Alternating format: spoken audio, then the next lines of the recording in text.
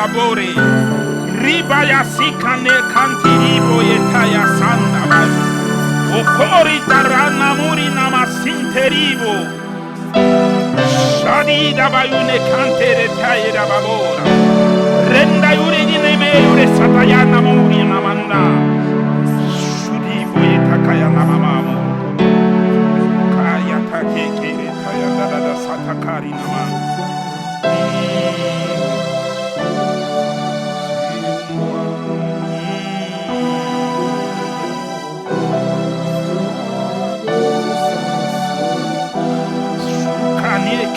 Nina makanda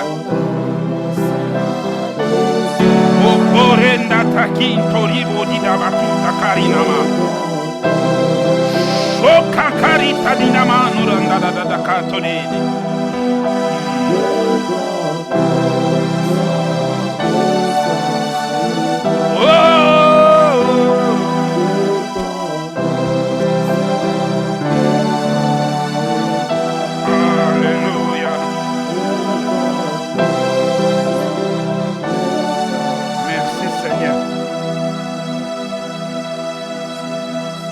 Amen.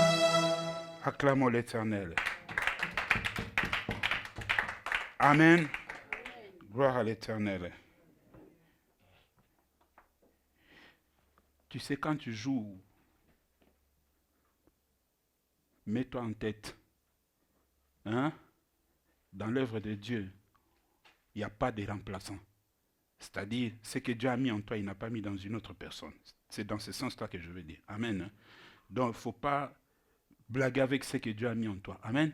Donc, quand tu le fais, fais-le. Dis-toi que si moi je ne suis pas là, personne ne pourra le faire. Il faut que je sois là. Amen. Hein?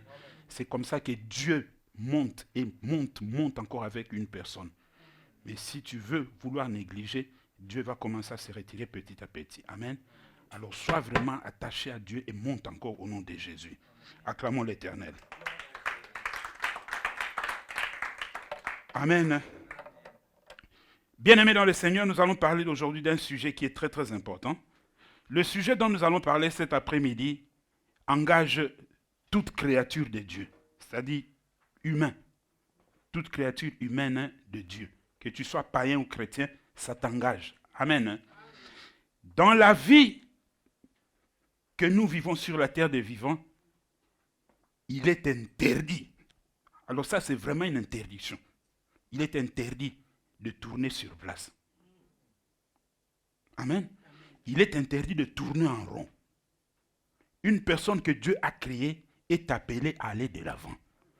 C'est pourquoi Dieu dit dans la Bible, mon serviteur, il s'élèvera, il s'élèvera, il s'élèvera. Dieu n'a pas fixé des limites.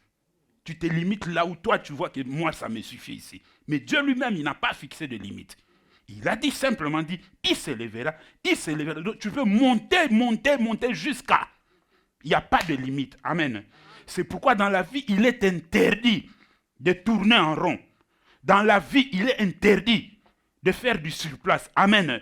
Il y a toujours un langage que papa, il a toujours utilisé, il dit ceci, dans la vie, il faut avoir l'habitude de faire un bilan. Ou bien même quand tu vas dans une église, tu dois faire un bilan. Depuis que je suis là, qu'est-ce que j'ai eu?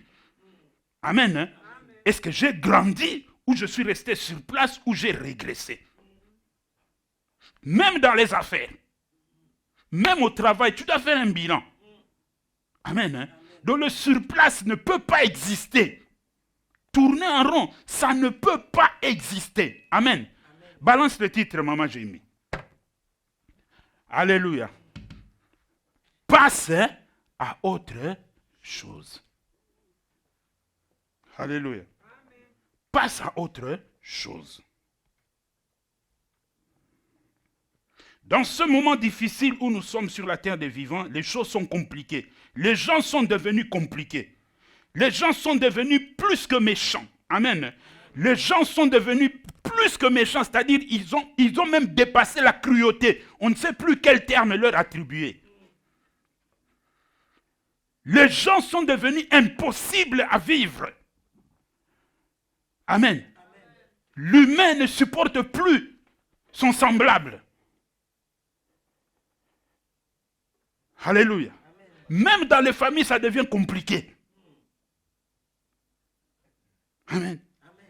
On grandissait frères et sœurs. Mais quand on arrive à un certain âge, on sent que ce n'est plus le frère et sœur avec qui on avait grandi. On ne comprend plus qu'est-ce qui se passe. Alléluia. On ne comprend plus.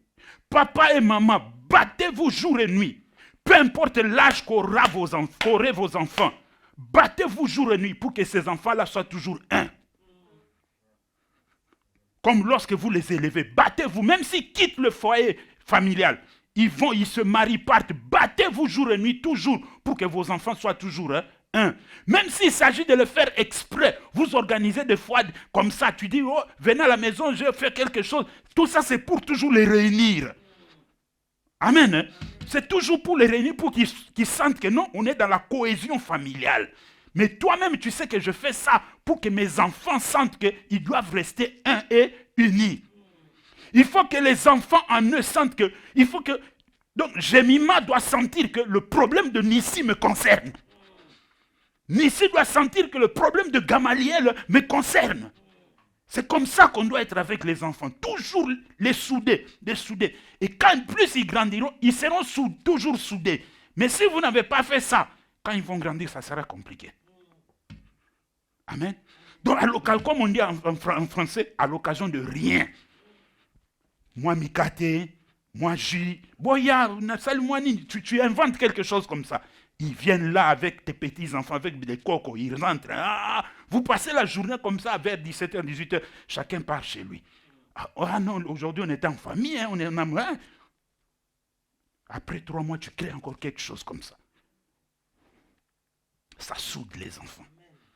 Ce qui fera que quand l'autre a un problème, les autres ne seront pas tranquilles. Jusqu'à ce qu'ils vont résoudre ce problème-là. Amen. C'est pourquoi je dis, ici, nous parlons de passer à autre chose. Dans la vie, si tu veux aller de l'avant, si tu veux progresser, tu dois passer à autre chose. Sinon, tu vas tourner en rond. Amen. Sinon, tu vas faire du surplace. Oh, le surplace est interdit. Dieu ne t'a pas créé pour que tu fasses du surplace. C'est comme un enfant quand il naît. Vous croyez, vous les mamans qui êtes ici, tu mets au monde un enfant. Depuis qu'il avait 6 mois, 9 mois, il atteint 9 mois, il ne marche pas. Tu seras tranquille? Non. Tu ne seras pas tranquille. L'enfant commence à atteindre 10 mois, 11 mois, 1 année. L'enfant n'a pas de dents. Il y a quelque chose qui ne va pas. L'enfant commence à atteindre 2 ans. L'enfant ne parle pas. Ça ne va pas. Donc, cela veut dire qu'il n'y a pas d'évolution pour l'enfant. Oh, on sait que l'enfant, 6 mois, 7 mois, il commence déjà 4 pattes, 8 mois, 9 mois, peut-être près de 1 année. Les autres sont un peu lourds. Ils peuvent atteindre 1 année. Après, commence à marcher. Donc, tu vois l'évolution de l'enfant. Amen. De la même manière aussi dans la vie. Tu dois voir l'évolution, comment tu es en train de partir. Mais pour partir, pour aller de l'avant, dans ce monde où nous sommes maintenant, dans ce temps de la fin, il faut apprendre à passer à autre chose. Si tu ne passes pas à autre chose, tu vas rester sur place. Amen.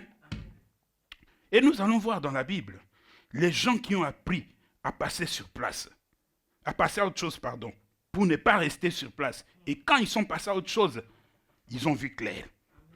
Même Dieu lui-même est un spécialiste de passer à autre chose. Nous allons voir ça dans la Bible. Amen. Regardons la première personne. Là, je suis dans le domaine familial. David face à Eliab. 1 Samuel chapitre 17, le verset 26 à 30. Amen. Je ne donne pas 2 fois parce que ça est là-bas à l'écran. Mabi, t'assois rapide, tu vas écrire après parce que ça est à l'écran. 1 Samuel 17, 26 à 30.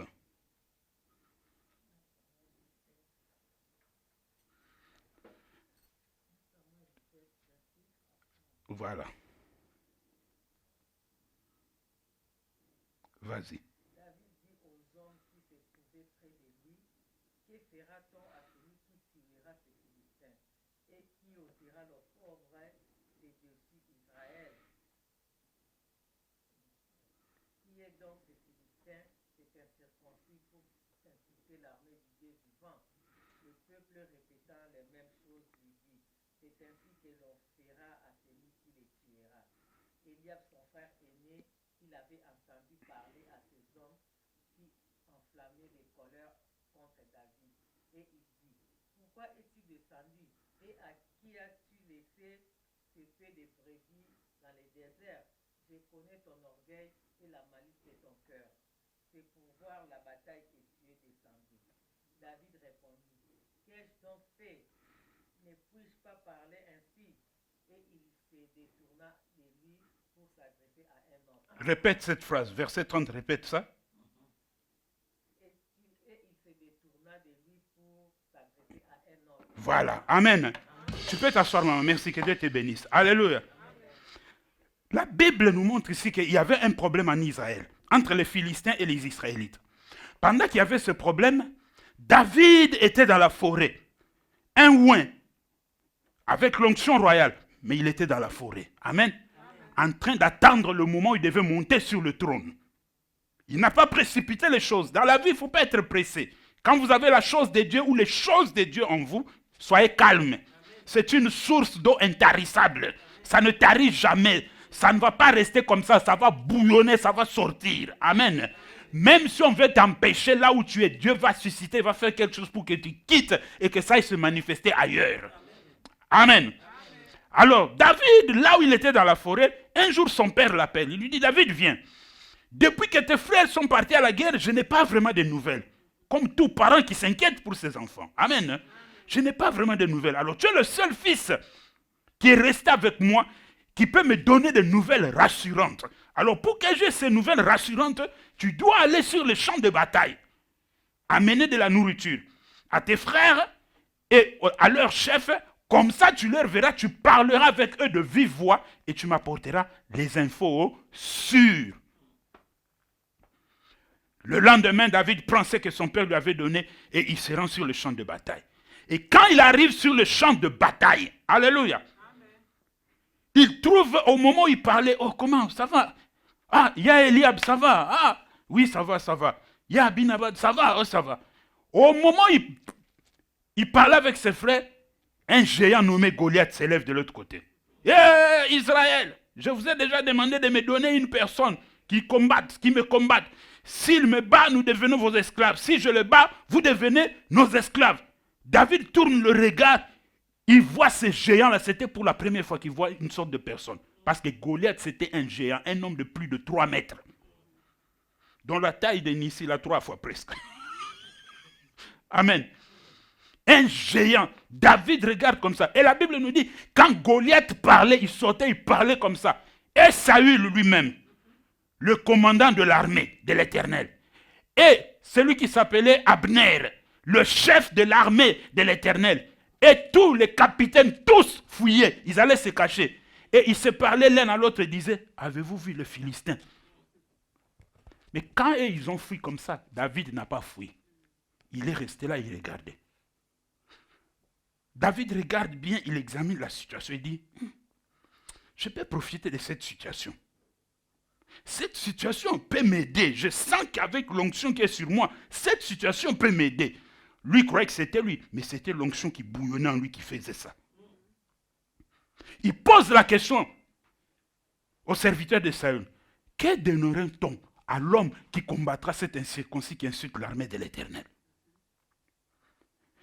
La conversation avec ses frères, c'était comment vous allez, parce que papa m'a envoyé pour que j'amène de vos nouvelles, pour que je lui dise comment vous allez.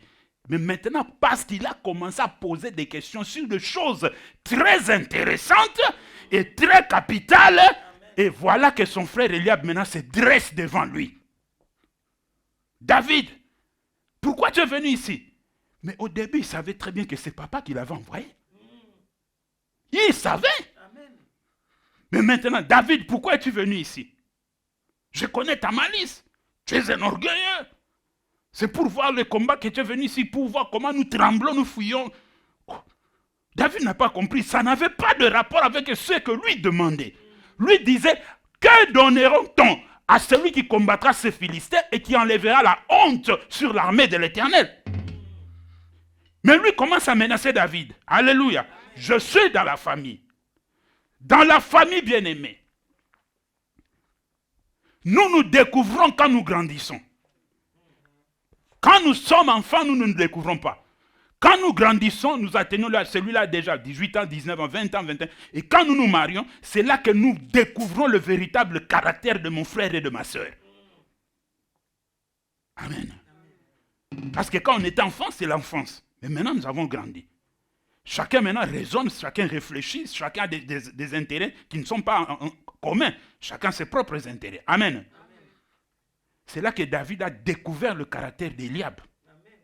Il ne connaissait pas Éliab. Là, il a compris qui était Éliab. Il commence à s'opposer à lui. Qui es-tu? Qu'est-ce que tu es venu faire ici? David lui a posé la question. Est-ce que je ne peux pas poser cette question? Où est le problème si je pose ce genre de questions? Vous savez, dans la famille, il y a ce qu'on appelle les grands frères ou les grandes sœurs. Comme on dit en lingala, esprit à kiyaya. Onga yaya na bongite bale ki bako bongate pamba, rien. Sauf que bongite talio. C'est ton problème. Si moi le petit frère, Dieu m'a appelé à vous tirer tous de l'avant, où est le problème? Amen. Oui, oui. Surtout nous les Africains. Esprit à kiyaya. Hey! Vous avez des choses que vous pouvez traiter. Oh, Vienna n'a été trop zélé. Il va faire quoi s'il vient?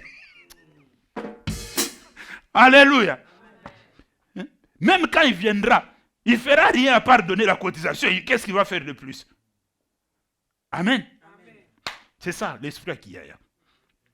Éliab. Il commence à combattre David. David pouvait avoir peur. Et se dire, ah, comme Éliab est en train de me combattre, de me menacer comme ça, que je me taise et que je rentre, aller donner simplement le rapport à papa, que non, je les ai vus, ils sont bien, ils sont en bonne santé. Mais David, la Bible nous dit quoi? Quand il a parlé comme ça, David se détourna de lui. Amen. Amen. Donc, en d'autres termes, David est passé à autre chose. Alléluia. David a compris que si je reste ici, cet homme va me bloquer. Pour qu'il ne me bloque pas, je dois passer à autre chose. Il s'est détourné de lui. Il a continué à poser les mêmes questions jusqu'à ce qu'on lui a donné la réponse. Quelle était la réponse? L'homme qui combattra Goliath et le vaincra, il aura pour femme la fille du roi et sa famille ne sera plus esclave dans le royaume. Amen. David a eu cette réponse-là. Et l'onction qui était en lui encore bouillonnée, elle est montée jusqu'au maximum à 100. C'est là qu'il est parti terrasser Goliath. Bien-aimé, dans la famille, si vous voyez que vous voulez faire quelque chose, un grand frère ou un petit frère s'oppose à vous, passez à autre chose. Amen. Passez à autre chose. Le grand frère là, il va parler. Le petit frère là, il va parler. À un moment donné, il va se fatiguer. Toi, passe à autre chose. Pendant que lui parle, c'est comme, vous savez, quand on était, nous tous ici, je crois, nous sommes tous, presque tous, quand on était sur les bancs de l'école, on nous montrait comme ça, à l'école primaire. Vous sortez tous, ligne droite, on se mettait en ligne comme ça. Nissi vient. Ligne droite, on se mettait en ligne comme ça. Attends qu'il arrive. On se mettait en ligne. Amen. On se mettait en ligne droite, tous comme ça. Regarde là-bas, par là-bas. Voilà. Ligne droite. Distance. Fixe. Distance. Fixe. Marchez sur place. Gauche. Gauche. Gauche. Gauche, droite. Gauche, droite. Gauche, droite. En avant, marche. Va. Que Dieu te bénisse. Amen. On avançait. C'est comme ça, non? Bon, maintenant, c'est lui qui t'empêche de progresser là. Quand on dit en avant, marche, lui continue à marcher sur place. C'est lui qui commence à te poser des questions, qui s'oppose à toi là. Pourquoi? Pourquoi tu parles comme ça? Pourquoi tu veux ceci? Lui, il est là, il fait ça. Pourquoi tu fais ça? Ah non, toi tu crois quoi? Toi tu crois que tu peux aider tout le monde dans la famille? Il est là. Quand tu le regardes bien, tu vois que lui, il est là sur place, il ne bouge pas. Passe à autre chose. Sinon, toi aussi, tu vas continuer à faire sur place. Marche sur place, marche sur place, marche sur place. Et à force de marcher sur place, la terre va commencer à faire des trous. Et tes pieds vont s'enfoncer, tu ne sauras plus marcher. Amen. Apprenez à passer à autre chose dans la famille. Nous nous connaissons dans la famille maintenant. Parce qu'il y a, nous connaissons, quand je dis ça, qu'est-ce que je veux dire? N'est-ce pas que nous avons des frères et des sœurs, tu sais que lui, pour bien les gérer, il ne faut pas que je sois trop en contact avec lui. Pour que nous ne puissions pas nous tirailler, il ne faut pas qu'on soit trop en contact. C'est simplement un coup de fil par hasard comme ça. Allô, ah, ça va, je voulais seulement avoir de tes nouvelles. Ça va, les enfants vont bien. Ah, ok, ça va. Que Dieu te bénisse. Ok, je te rappellerai. Tu coupes. L'essentiel, tu as eu de ces nouvelles, ils sont en bonne santé. Mais tu sais que tu ne peux pas l'appeler régulièrement. Sinon, un problème va sortir. N'est-ce pas, la Bible dit que cherchez la paix avec tous. Et si cela dépend de vous. C'est-à-dire, pour gérer d'autres personnes, ça dépend de toi. Pour avoir la paix avec d'autres personnes, ça dépend de toi. Tu dois avoir des stratégies pour être en paix avec telle personne.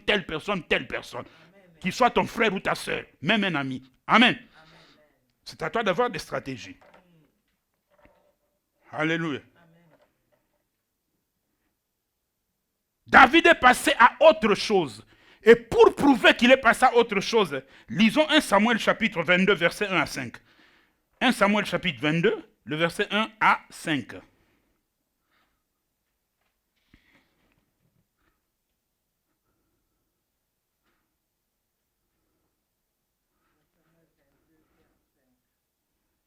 David partit de là et se sauva dans la caverne d'Adullam.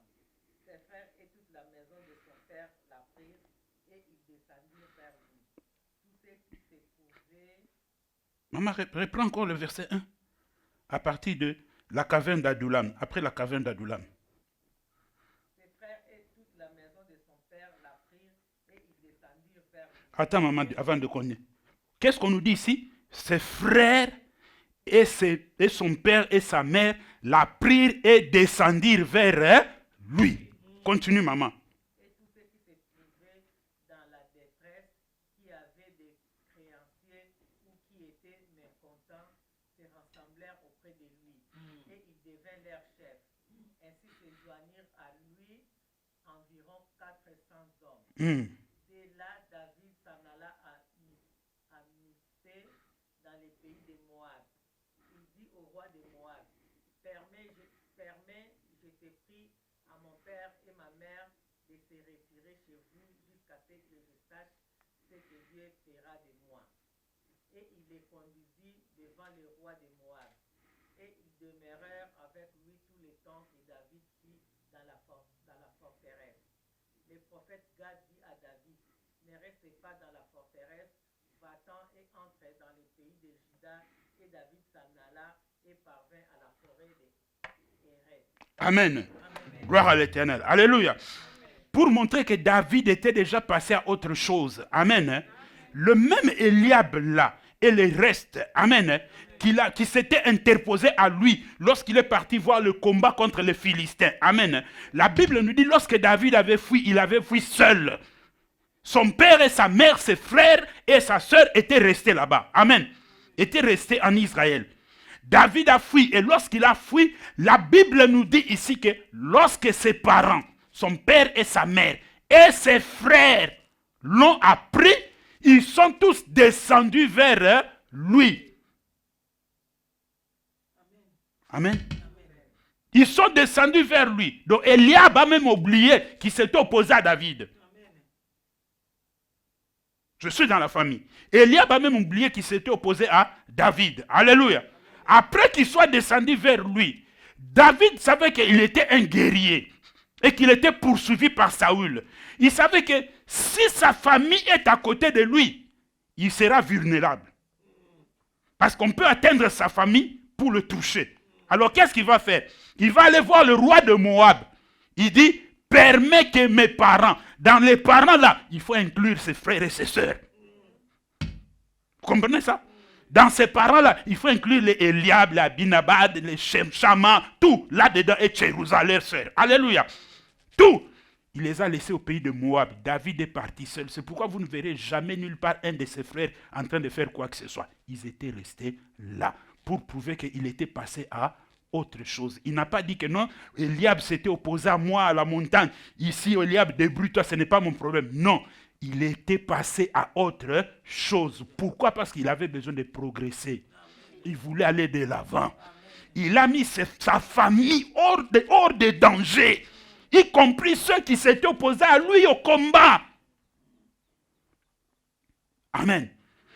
Dans la vie, apprenez à passer à autre chose. Moi, je m'étonne des fois dans la vie, les gens disent que, oh voilà, maintenant Dieu t'a mis dans une position de force. Celui qui s'opposait à toi, combat-le maintenant, détruis-le. Le fait que Dieu te met déjà dans une position de force par rapport à la personne qui te combattait, Dieu l'a déjà détruit. Ça ne sert plus à rien de faire quoi que ce soit. Je ne sais pas si vous avez compris. Dans Nzambe, asi asali, moto azako bundisa yo, moto azaki ko telemela yo, Nzambe akwa ici que Nzambe soit tombolio, apeso makokyo comme une capacité même ya ko détruire soko lingi. Ça sert à rien de détruire. Tikaye Nzambe ça détruire nengazawa. Ça sert à rien. Amen. Dieu l'a déjà détruit, ça sert à rien. Comme une position de force, je vais aussi lui faire du mal. Tu vas perdre ton temps. Apprends à passer à autre chose. David pouvait se dire qu'Eliab m'a fait du mal. Il s'était opposé à moi. David était passé à autre chose. C'est pourquoi vous verrez que David montait toujours. Il montait, il partait, il montait. Parce que les gens qui veulent monter ne s'attardent pas sur des histoires, sur des tiraillements, sur des conflits. Non! Alléluia! Sur des conflits, non!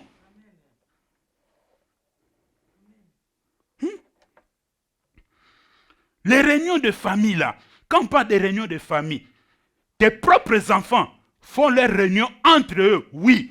Mais quand on dit réunion de famille, on commence, oh, les oncles, les tantes commencent à venir. Non, non, là, la sorcellerie va entrer. C'est pas ça. Moi, ça, j'aime pas. Il y aura la sorcellerie. Que les enfants le fassent entre eux. Amen. Qu'ils le fassent entre eux. Donc, ils sont là. Je prends l'exemple parce qu'ils sont tous les trois ici. Amen.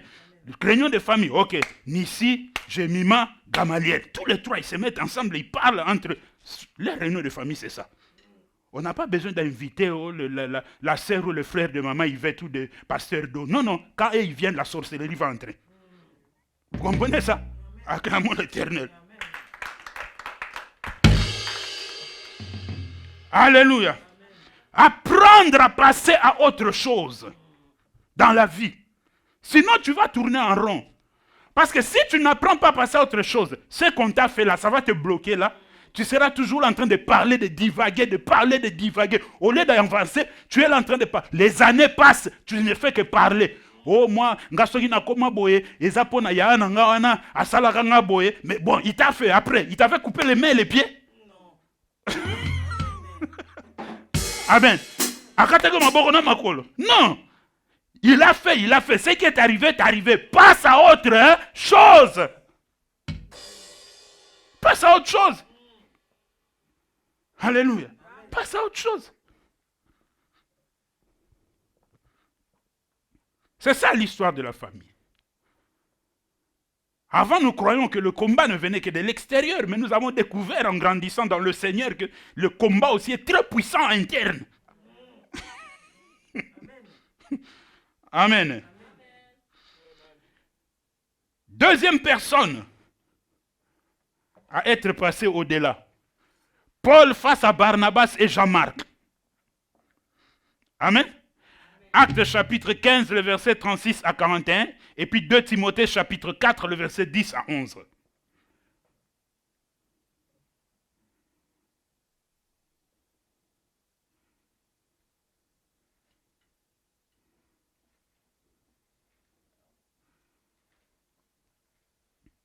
Tu prends 2 Timothée, maman. Tu prends 2 Timothée. Actes chapitre 15, le verset 36 à 41, la Bible déclare « Quelques jours s'écoulèrent, après lesquels Paul dit à Barnabas, « Retournons visiter les frères dans toutes les villes où nous avons annoncé la parole du Seigneur, pour voir en quel état ils sont. » Barnabas voulait emmener aussi Jean, surnommé Marc, mais Paul jugea plus convenable de ne pas prendre avec eux celui qui les avait quittés depuis la Pamphylie et qui ne les avait point accompagnés dans leur œuvre. Ces dissentiments fut assez vif pour être cause qui se séparèrent l'un de l'autre. Et Barnabas, prenant Marc avec lui, s'embarqua pour l'île de Chypre. Paul fit choix de Silas et partit recommandé par les frères à la grâce du Seigneur. Il parcourut la Syrie et la Cilicie, fortifiant les églises. Amen. Amen. On va lire 2 Timothée après un moment. La Bible nous montre ici que Paul et Silas, et Barnabas, pardon, à un moment donné, ils se sont dit, ok, nous avons évangélisé, nous sommes passés par Zandam, Amsterdam, Rotterdam, Denard. Rentrons un peu encore par là pour voir comment se portent les frères à qui nous avons apporté la bonne nouvelle du Seigneur Jésus. Amen. Et au moment où ils voulaient partir, Barnabas dit que, ok, nous sommes deux, nous pas à deux, je prends Jean-Marc avec nous, on va l'emporter. Paul dit, Barnabas, canit. Cet homme nous a abandonnés lorsqu'on devait évangéliser. Lorsqu'on devait dormir dehors pour l'évangile, il nous a fui. Il n'a pas su supporter la douleur de l'évangile. Il n'a pas su accepter de payer le prix pour l'évangile. Et maintenant que nous voulons voir pour aller voir et cueillir le fruit de ce qu'on avait sémé, lui doit venir avec nous. Pas question. Et la Bible nous dit que quand la Bible parle d'une grande dispute, c'est-à-dire que je suis sûr qu'il s'était même tenu comme ça dans les habits. Une grande dispute s'éleva entre Paul et Barnabas. À tel point qu'ils se sont dit des choses et ils se sont séparés. Barnabas a pris Jean-Marc qui était son cousin. Paul est resté seul. Paul n'a pas dit, ah, Barnabas est parti. Maintenant, comment je vais faire? Maintenant, qu'est-ce qui s'est passé? Et je sais que pendant leur dispute là, Barnabas lui avait rappelé, a dit, Paul, n'oublie pas que c'est moi qui t'ai sorti de là où tu étais pour t'amener à Antioche. Je sais qu'il lui avait dit ça. Paul lui a dit, dis ce que tu dis, tu peux dire, l'évangile ce n'est pas que tu m'as sorti ou quoi. Ce que tu fais n'est pas bon, ce n'est pas bon. Amen. Barnabas a pris son cousin, ils sont partis. Alors que devait faire Paul? Il devait être abattu et rester là et dire que Barnabas est parti maintenant, comment je vais faire? Je suis resté seul. Non, la Bible nous dit Paul s'est retourné et il a pris Silas. Il est passé à autre chose. Amen. Il est passé à autre chose. Peu importe ce qu'on peut t'avoir fait dans l'évangile, tu dois apprendre à passer à autre chose. Sinon, tu n'avanceras pas dans l'évangile ni dans le ministère. Alléluia. Si tu veux avancer dans le ministère ou dans l'évangile, parce que tu le veux ou pas, tu rencontreras des obstacles. Il y aura des gens qui te feront du tort. Il y aura des gens qui t'insulteront. Il y aura des gens qui diront des choses. Ça, tu ne pourras pas l'éviter. Mais le problème est que tu dois passer à autre chose.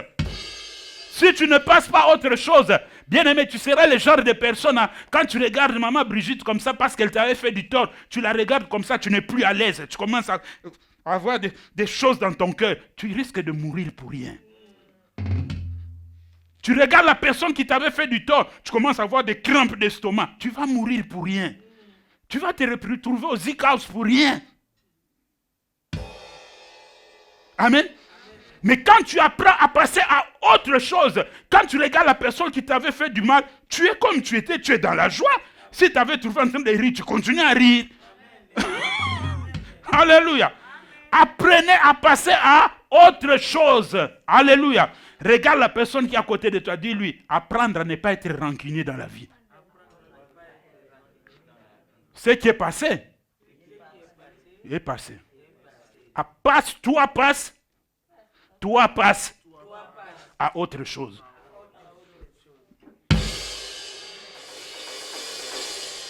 Ce sont les rancuniers qui tournent sur place. Un enfant de Dieu ne peut pas être rancunier. Un enfant de Dieu passe toujours à autre chose. Amen. Un enfant de Dieu passe toujours à autre chose. Il n'est pas rancunier, il ne tourne pas sur place. Quand vous voyez quelqu'un, peut-être que vous lui avez fait du tort aujourd'hui, 5 ans après, parce qu'on ne sait pas, dans la vie, il y a des choses qui peuvent arriver. 5 ou 6 ans après, 10 ans après, il arrive peut-être que vous vous accrochez encore. Il te dit, toi, il y a déjà 10 ans, je t'avais pardonné, maintenant tu me fais encore ça. Quand il te rappelle déjà les 10 ans passés, c'était un rancunier, il n'avait pas oublié. Amen. Paul est passé à autre chose. Il a pris Silas. C'est là qu'on a découvert Silas. Parce que Paul était passé à autre chose. Mais Barnabas qui était parti, on n'a plus parlé de lui. L'histoire de Barnabas s'est arrêtée là. Point barre. Oh, qui était Barnabas? Un docteur de la parole comme Paul. Un prophète de la parole comme Paul. Amen. Barnabas, c'était lui qui est parti chercher Paul à Tarse. Quand ils ont entendu la nouvelle que Antioche a été visitée par Dieu et qu'on devait envoyer un apôtre pour aller là-bas, on a envoyé l'apôtre Barnabas. Alléluia. Et en passant, il va à Tarse, il récupère Paul. Donc, on peut dire que il a sorti Paul de l'anonymat. Hein? Et si on exagère plus loin, alléluia. Il a sorti Barnabas et Paul du néant, de l'anonymat. Il le prend, il va avec lui à Antioche. Et on découvre Paul.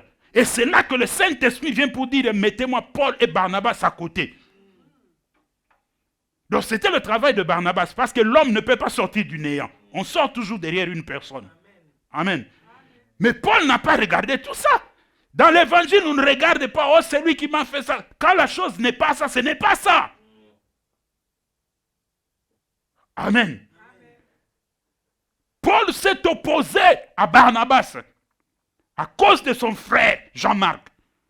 Barnabas a joué la chair, Paul a joué l'esprit. Et ils se sont séparés. Ils sont partis. On n'a plus parlé de Barnabas. L'histoire était finie là. Paul est passé à autre chose. Il a pris Silas, il a continué à évangéliser. Et pour prouver qu'il n'est pas rancunieux, qu'il est déjà passé à autre chose, lisons maintenant la suite. 1 Timothée, 2 Timothée 4, 10 à 11. Vas-y, maman Brigitte. Car Déma m'a abandonné par amour pour les siècles présents, et il est parti pour Thessalonique. Crescent est allé à Galatie, Tite est à Dalmatie, Luc seul est avec moi. Prends Marc et amène-les avec toi, car il m'est utile pour le ministère. Ah, acclamons l'Éternel Dieu des armées. Paul maintenant arrive quelque part, il prêche la parole et il sent qu'il a besoin de renfort. Alléluia. Il sent qu'il a besoin de renfort pour l'évangile. Il dit à son fils Timothée, il dit que n'oublie pas quand tu parles là, donne des salutations à gauche et à droite. Parce que maintenant là où je suis, tout le monde m'a abandonné. Ils ont fait naufrage dans l'évangile. Mais je suis resté, Tite seul est resté avec moi. Mais dis à Jean-Marc de me rejoindre, car j'ai besoin de lui pour l'évangile. Alléluia. Donc ça sous-entend, au moment où Jean-Marc est parti avec son frère Barnabas, à un moment donné, il a dit, vieillot, au fentengaï, au petit nabiksho, il soit Paul n'a plaidé qui non, vieux. Paul a raison. Yo bungi singaï. Alléluia. Donc il s'est fait que Jean-Marc s'est repris. Il est revenu dans l'évangile comme il se doit. Et Paul savait, il a eu écho de cela. C'est pourquoi il va dire, maintenant c'est le temps est venu où je dois aussi utiliser Jean-Marc. Pourquoi? Il dit, amenez-le-moi, j'ai besoin de lui, il m'est utile pour l'évangile. Tout ça pourquoi? Parce qu'il était passé à autre chose. Dans l'évangile, quelqu'un peut chuter aujourd'hui, quelqu'un peut faire une bêtise aujourd'hui. Quand on passe à autre chose, on peut encore lui donner sa chance. Amen. Si Dieu peut le faire, pourquoi nous les hommes ne pouvons pas le faire? Amen. Amen. Si Dieu peut le faire, pourquoi nous les humains, nous ne pouvons pas le faire? Amen. Amen. Il a donné encore à Jean-Marc l'occasion de se manifester dans l'évangile. Le tout, pourquoi? Parce qu'il est passé à autre chose. Quand vous voyez des gens, ils passent à la télévision, oh, témoignage poignant, oh, la vérité kobima, il se met là devant la caméra. Il y a des personnes, omoni, église wana, omoni ben instrument nyonso en église wana, ngam na somba yango, orgueilleux, orgueilleux. Amen. Et moi, ça m'étonne des fois, quelqu'un achète, disons par exemple, il achète cette table, cette chaire pour l'église. Il vient avec, On bénit ça, on consacre ça à Dieu. Parce qu'il quitte l'église, il revient après, je viens chercher ma chair. Je vais lui appeler la police. Parce que quand tu as donné, c'est fini, terminé. Tu ne m'as pas donné avec moi. Je n'ai pas amené ça dans ma maison. Tu as donné à Dieu. Dieu est comme un boa. Quand il avale, il ne vomit pas. Hein? Dieu est comme un boa. Quand il avale, il ne vomit pas. Mais il t'a béni quelque part. Tu sais comment il t'a béni quelque part par rapport à la chair que tu avais donnée. Alors si tu viens aujourd'hui, je vais te chasser. Si tu veux t'entêter, j'appelle la police. Oui. Tu as donné à Dieu. Amen. Tu as donné à Dieu. Alléluia. Oui. Tu as déjà vu maman telle que tu es là. Jémi va t'acheter une montre. Hein? Jémi va t'acheter une montre, il te donne. Maman, sois bénie. Ah, merci ma fille. Elle s'agenouille, tu imposes les mains, tu pries pour elle. Sois bénie au nom de Jésus. Va de l'avant. Que Dieu te donne encore en beaucoup. Une année après, parce que tu lui as grondé pour une faute qu'elle a fait. Oh, maman, rends-moi ma montre. Est-ce qu'elle peut faire ça? Non. Même si elle dit, maman, rends-moi ma montre, tu lui diras, tu m'avais donné ça, je ne te donne pas. C'est ça. Amen. C'est comme ça. Hein? Vous verrez ces gens-là, ils ont même l'audace de passer sur les médias dire des choses comme ça. Oh, dans cette église-là, c'est moi qui paye les loyers. Et tu oses même dire ça. Il faut avoir honte. Il faut avoir honte pour dire ça. Quand tu dis ça, ça sous-entend que tu payais des loyers ou quoi que ce soit à l'église avec des intentions. Et comme tu n'as pas été satisfait par rapport à tes intentions, c'est pourquoi tu es parti. Hein?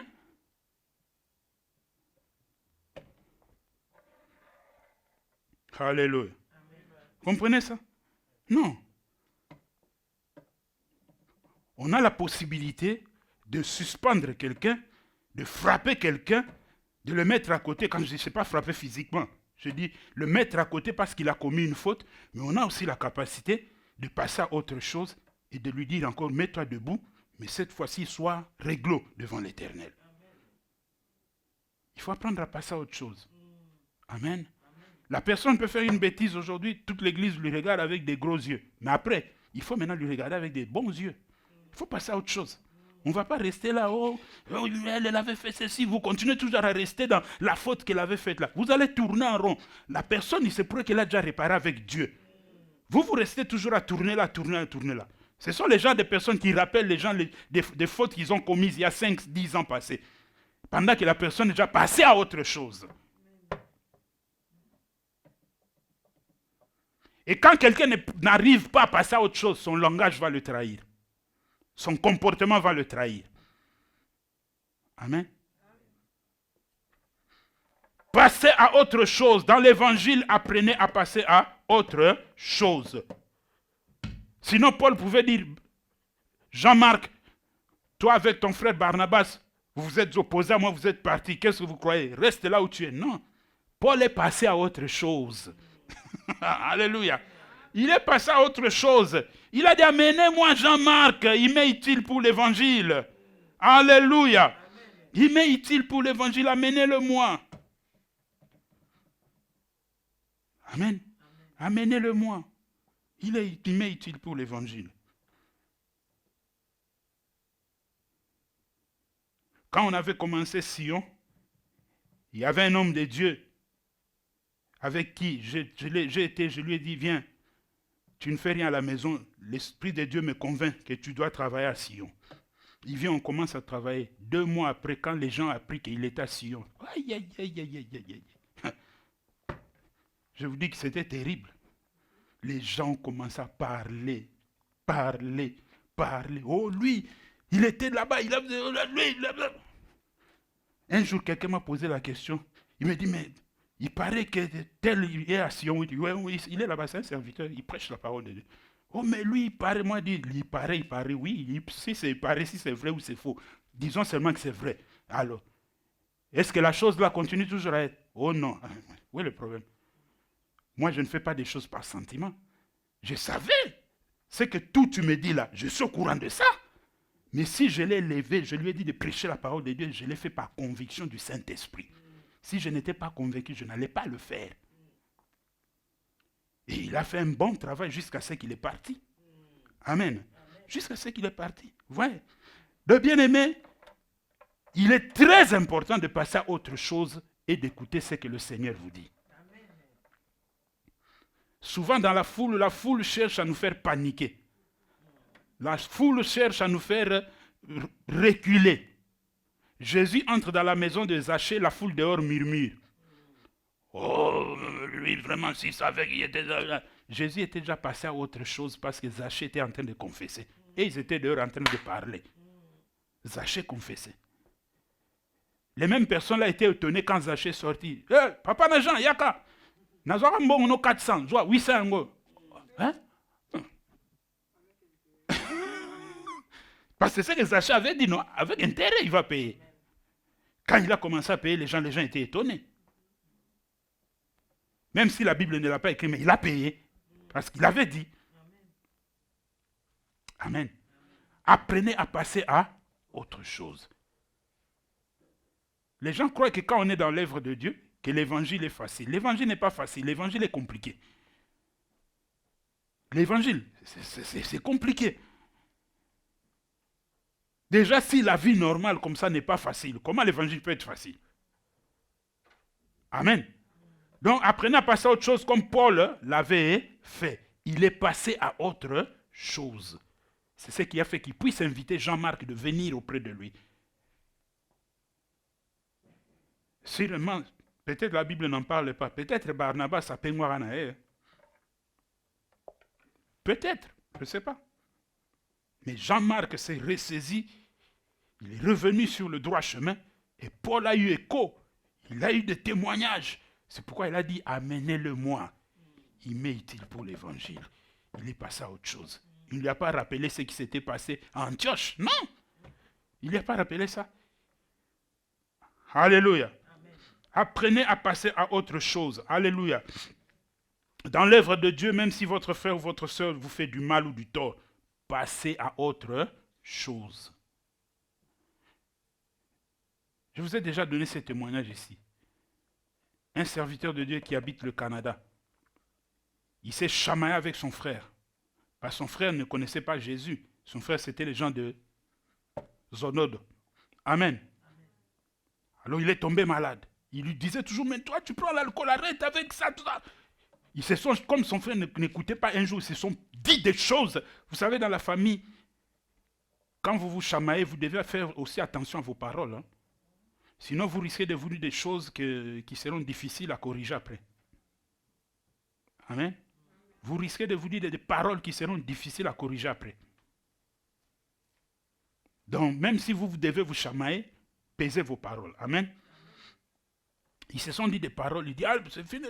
Ils se sont séparés. Et lui s'est dit en lui que c'est fini, moi avec lui, je ne m'occuperai plus de lui, tout ça, tout ça. Il ne cherchait même plus à savoir s'il est en bonne santé ou quoi, donc ça ne l'intéressait pas. Un jour, il reçoit un coup de fil. On lui appelle. Sa sœur l'appelle. Ah, grand frère, ça va, ça va. Sa sœur était en train de pleurer. Il dit, mais pourquoi tu pleures? Qu'est-ce qui se passe? Il dit, le grand frère ici, ça ne va pas. Qui? Il lui dit, le grand frère avec qui c'était chamaillé là. Ça ne va pas, il est KO à l'hôpital, vraiment dans un état critique, il est dans le coma. Le sang familial maintenant a crié en lui. Il s'est mis à genoux, Seigneur, quand il s'est mis à genoux pour dire, Seigneur, Dieu lui a dit, lève-toi. Dieu lui a grondé, lève-toi. Il s'est dit, mais Seigneur, il dit, lève-toi, ne prie même pas.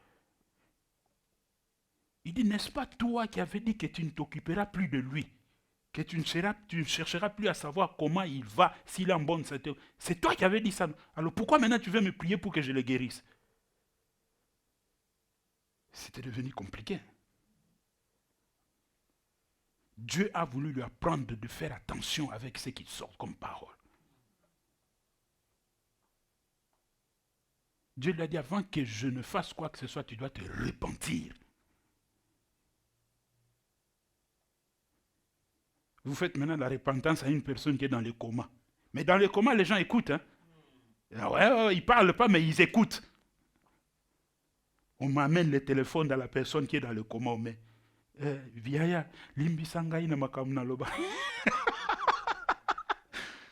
Il commence à se repentir, il se repent. Quand il finit la repentance, maintenant il va se mettre à genoux, il prie, 2 jours après, Dieu guérit son grand frère. Vous voyez? Donc, il faut faire attention, il faut apprendre à passer à autre chose.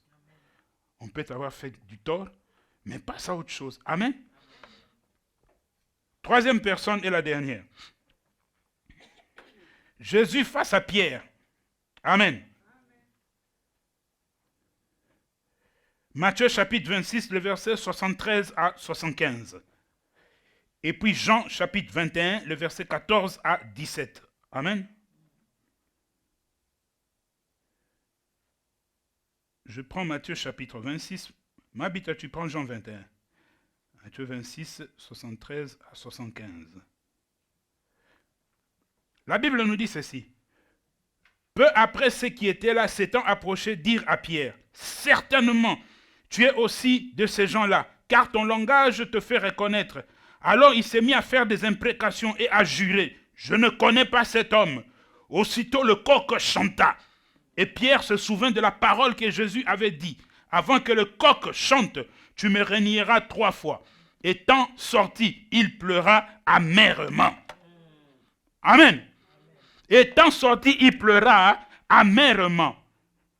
Jésus met en garde Pierre. Il lui dit, Pierre, je te connais. C'est moi qui t'ai créé. Tu peux te dire grand pêcheur de poissons, mais moi je dis que je te connais plus que tu ne te connais toi-même. Avant que le coq n'ait chanté, tu vas me renier 3 fois. Pierre dit, jamais, ça n'arrivera jamais. Ça n'arrivera jamais. Jésus le regarde, il sourit. Et ce jour-là, la chose arrive. On arrête le maître. On amène le maître dans la maison du souverain sacrificateur. Alors je me pose la question, comment s'est passée la scène? Amen. Moi, je vois la scène comme suite. La maison du souverain sacrificateur, là où on avait amené Jésus, c'était au 1er étage. C'est comme ça que je vois la scène. C'était au 1er étage. Et dans ce 1er étage-là, il y avait des fenêtres. Amen. Et pendant que Pierre, dans la cour, quand il a suivi en se cachant là pour savoir ce qui s'est passé, pendant que Pierre, dans la cour, était en train de nier la première fois, on était en train de passer avec Jésus comme ça. On allait avec lui, on retournait avec lui. On allait avec lui, on retournait avec lui. Et Pierre ne savait pas, parce que quand Dieu a parlé, Dieu sait comment il approche nos pas pour accomplir sa parole. Il quitte ici, il va sur une autre place.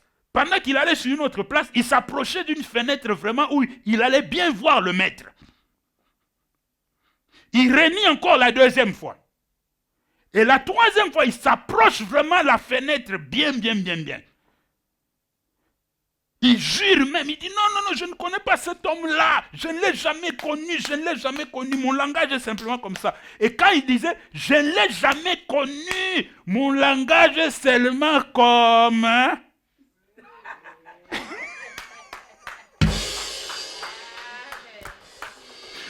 Amen. Donc pendant qu'il jurait, il disait, non, je ne l'ai jamais connu, jamais, mon langage est seulement comme...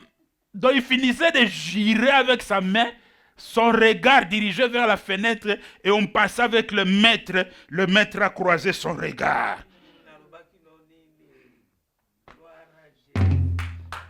Et au moment où le maître croise son regard, le coq chante.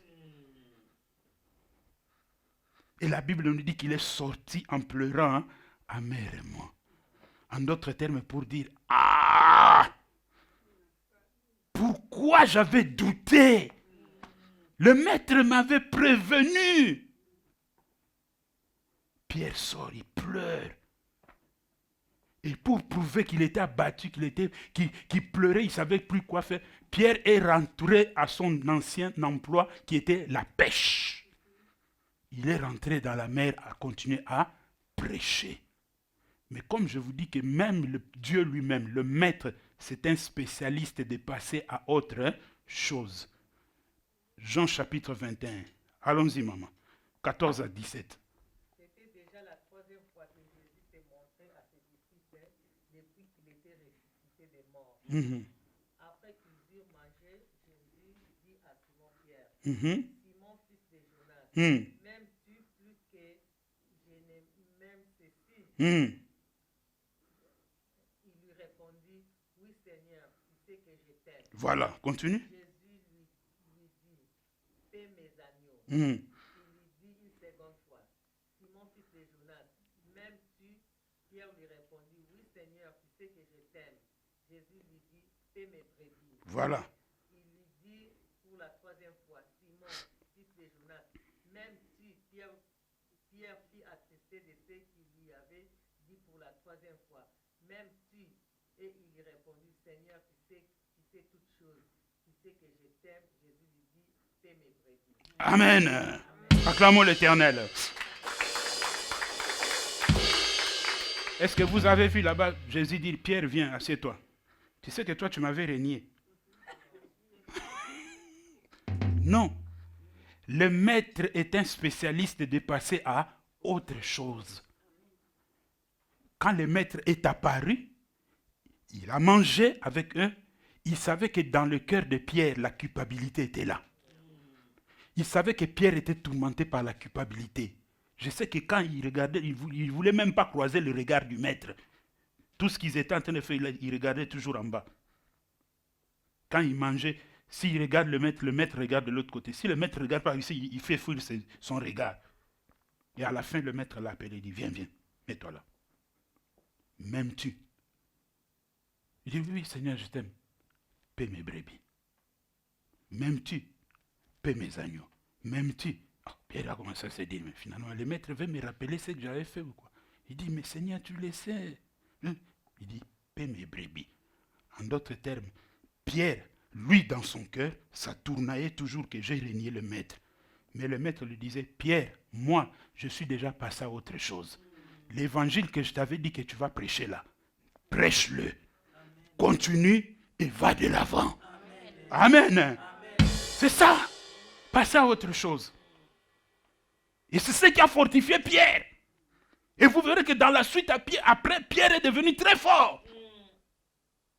Pourquoi? Parce que le maître lui-même était déjà passé à autre chose. Il était déjà passé à autre chose. Si Dieu peut passer à autre chose, pourquoi nous les humains, nous ne pouvons pas le faire? Alléluia. Paie mes agneaux. Le maître était passé à autre chose. Il n'était plus dans ce que Pierre lui avait fait. Il avait régné. Régner quelqu'un, ça fait mal au cœur. Alléluia. L'homme avec qui, quand un homme ou une femme, l'un et l'autre renie l'autre, quand un homme renie sa femme ou la femme renie son mari, ça fait très mal. Alléluia. Ça fait très très mal. Mais il faut passer à autre chose. Pourquoi nous voyons ici en Europe, beaucoup de jeunes mamans sont dépressives? Parce que quand l'homme part, elle n'arrive pas à passer à autre chose. Beaucoup de hommes, si vous allez à Paris, là, surtout à Paris ou à Bruxelles, là, allez là, vous allez voir, des hommes comme ça, ils arrivent. Quand vous lui posez la question, oh, je suis père de 3 enfants, mais vous le regardez comme ça, le comportement, comment il parle, comment il se comporte, vous n'arrivez pas à comprendre qu'un père de 3 enfants peut avoir ce genre de comportement, parler comme ça. Non, dépression. Pourquoi? Quand la femme est partie, il n'est pas passé à autre chose. Vous comprenez ça? Il n'est pas passé à autre chose. Moi, je croyais que ces maladies-là, c'était simplement pour les Européens. Ça commence à nous toucher, nous, les Africains. Amen. Les dépressions. Pourquoi? Il n'est pas passé à autre chose. Or, si elle était passée à autre chose, tu restes femme seule avec 3 enfants, l'homme part, tu deviens dépressif. Mais tu tues aussi les enfants.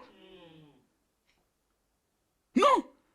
Femme seule, quand l'homme part, fait un effort, passe à autre chose. Pourquoi? Parce que dans la tête, vous avez toujours l'idée qu'avec déjà 2 enfants ou 3, qui va encore m'épouser? Ça, ce sont tes calculs à toi. Ce ne sont pas les calculs de Dieu. Moi, je connais, je peux même te donner 2, 3, 4, 5 exemples. Avec 6 enfants, Dieu leur a envoyé quelqu'un pour les épouser. Dieu est capable de tout. Mais nous voulons le limiter. Amen. Nous voulons le limiter. Regardez Moïse devant le buisson ardent. Il dit, oh, mais tu es le Dieu de mes pères, le Dieu d'Isaac, le Dieu de... Dieu dit, Moïse, écoutez ce que Dieu dit. Je suis le Dieu d'Abraham, le Dieu d'Isaac et le Dieu de Jacob. Il lui rappelle, oui, c'est que tu as dit, je suis ce Dieu-là. Mais Moïse oubliait qu'il était en train de parler du passé. Dieu était déjà passé à autre chose. C'est pourquoi la Bible dit que Dieu n'est pas un Dieu de morts, mais un Dieu de vivants. Quand une personne meurt, Dieu passe aussi à autre chose. Dans d'autres termes, Dieu voulait lui dire comme ça. J'étais avec Abraham, j'étais avec Isaac et j'étais avec Jacob. Mais maintenant, je suis avec toi. Alléluia. Amen. Maintenant, je suis avec toi. Je suis déjà passé à autre chose. Amen. Amen. Josué tremblait de la mission. Parce qu'il avait vu ce que Dieu avait fait avec Moïse. Et il ne savait pas quoi faire. Or, Dieu était déjà passé à autre chose. Donc, Dieu ne considérait plus le passé de Moïse. Il voyait maintenant ce qui était en face de lui. Dieu ne travaille jamais dans le passé. Dieu travaille avec le présent ou le futur. C'est pourquoi il dira à Josué, fortifie-toi. Moïse, mon serviteur, est déjà mort. En d'autres termes, je suis déjà passé à autre chose. Et cette autre chose maintenant, c'est toi. Lève-toi, tu vas conduire Israël jusqu'à la terre promise. Amen. Amen. Jusqu'à la terre promise. Alléluia. Papa m'a grondé. Tu fais le gros dos, tu ne veux pas passer à autre chose. Mais tu vas souffrir pour rien. Amen. Tu vas souffrir pour rien. Tu dois passer à autre chose. Papa t'a grondé, oui, tu avais fait une faute. C'est fini, terminé, continue. Parce que tu avais fait une bêtise. Accepte que tu avais fait une bêtise. Papa t'a grondé ou maman t'a grondé. Maintenant aussi, passe à autre chose. Alléluia. Moi, je sais quand on était en Afrique, souvent les sanctions de papa, c'était que tu ne vas pas manger. Tu as fait une bêtise, papa dit, maman, tu ne donnes pas la nourriture à manger aujourd'hui. Il va rester comme ça, sans manger, avec la famine. Maman aussi vient, elle te gronde. Mais comme le cœur de la maman n'est pas le cœur de le papa, vous savez, l'amour, j'ai toujours dit ça, l'amour qu'une maman a pour ses enfants est différent de l'amour qu'un père a pour ses enfants. Amen. L'amour qu'une maman a pour ses enfants est plus fort que l'amour qu'un père vis-à-vis de ses. Ça, c'est vrai. Amen. Que fait la maman? La maman aussi te gronde. Le papa est là pendant toute la journée à la maison.